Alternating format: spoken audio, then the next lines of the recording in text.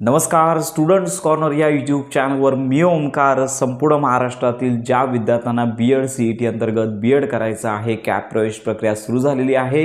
या संदर्भात अगदी कॉलेज ॲडमिशन मिळेपर्यंत प्रॉपर माहिती आपल्या चॅनलवरती दिली जाते। साधारणतः अनेक कॅन्डिडेट आहेत ज्यांनी BEdचे कॅप प्रवेशचे फॉर्म भरलेले आहेत। काही जणांचं जे फॉर्म आहेत ते व्हेरीफाय होत आहेत, काही जणांचं पार्शियली व्हेरीफाय होत आहे।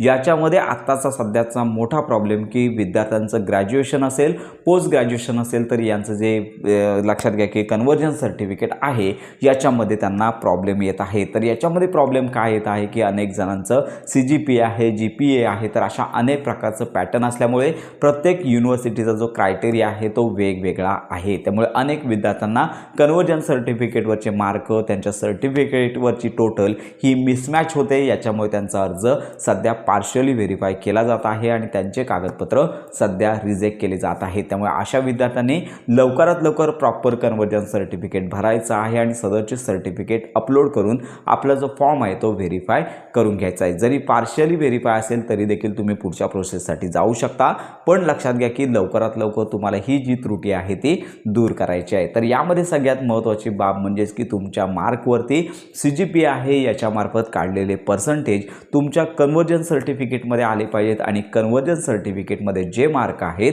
तेच लक्षात घ्या तुमच्या फॉर्ममध्ये ऑनलाईन ॲप्लिकेशन फॉर्ममध्ये असले पाहिजेत। हा तिन्ही डेटा ऑनलाईन फॉर्म, सर्टिफिकेट आणि त्याचबरोबर कन्वर्जन्स सर्टिफिकेट, तर यातील जो डेटा आहे तो मॅच झाला पाहिजे आणि हा डेटा मॅच झाला तरच तुमचं कागदपत्र व्हेरीफाय होत आहे। तर लक्षात घ्या या संदर्भातले कन्वर्जन्स सर्टिफिकेट फॉर्मॅट आपण आपले व्हॉट्सअप ग्रुप, टेलिग्राम चॅनल या ठिकाणी देत आहोत, तर त्या ठिकाणी पाहायचं आहे आणि त्याच्यानंतर तुम्हाला हा फॉर्म आहे तो भरायचा आहे। अनेक विद्यार्थ्यांना पोस्ट ग्रॅज्युएशन, ग्रॅज्युएशन या ठिकाणी कन्वर्जन्स सर्टिफिकेटचा प्रॉब्लेम येत आहे। तर अनेक विद्यार्थ्यांचं सेमिस्टर इयरली पॅटर्न असेल तर यानुसारचं कन्वर्जन्स सर्टिफिकेट कंपल्सरी अपलोड करणं गरजेचं आहे आणि याजवळ 10वी-12वीसाठी कुठल्याही प्रकारचं कन्वर्जन्स सर्टिफिकेट गरजेचं नाही आहे, पण बहुतांश विद्यार्थ्यांना जो प्रॉब्लेम येत आहे तो कन्वर्जन्स सर्टिफिकेटमध्येच येत आहे। तर ॲग्रिकल्चर असेल तर त्यांनी कन्वर्जन्स सर्टिफिकेट कसं भरायचं तर याचं देखील फॉर्मॅट आपण आपले व्हॉट्सअप ग्रुप, टेलिग्राम चॅनल या ठिकाणी देत आहोत, त्यामुळे त्यांनी तो पाहायचा आहे आणि त्याचबरोबर इतर पदवी असतील यांचं देखील सर्टिफिकेट फॉर्मॅट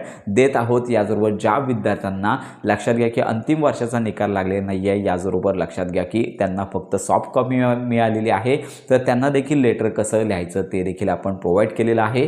फक्त एवढंच की ज्या विद्यार्थ्यांचं अंतिम वर्षामध्ये असून देखील निकाल लागले नाही आहे, परीक्षा दिलेली आहे, मग अशा विद्यार्थ्यांसाठी तुर्तास अपडेट नाही आहे, त्यांनी प्रतीक्षा करायची, अजून मुदतवाढ होण्याची शक्यता आहे। या संदर्भात त्यांना देखील जर अधिक माहिती घ्यायची असेल तर त्वरित हेल्पलाईनला फोन करा। तुम्हाला देखील सांगितलं जाईल की निकाल लागल्याशिवाय तुम्हाला BEdचा फॉर्म भरता येणार नाही आहे। तर अशा प्रकारची ही महत्त्वाची अपडेट आहे। विद्यार्थ्यांनी लवकरात लवकर आपले फॉर्म आहेत ते व्हेरीफाय करून घ्यायचे आहेत, जेणेकरून तुम्हाला पुढच्या प्रवेश प्रक्रियेमध्ये कुठल्याही प्रकारचा प्रॉब्लेम येणार नाही आहे। तर ही महत्त्वाची माहिती सर्वांपर्यंत नक्की शेअर करा।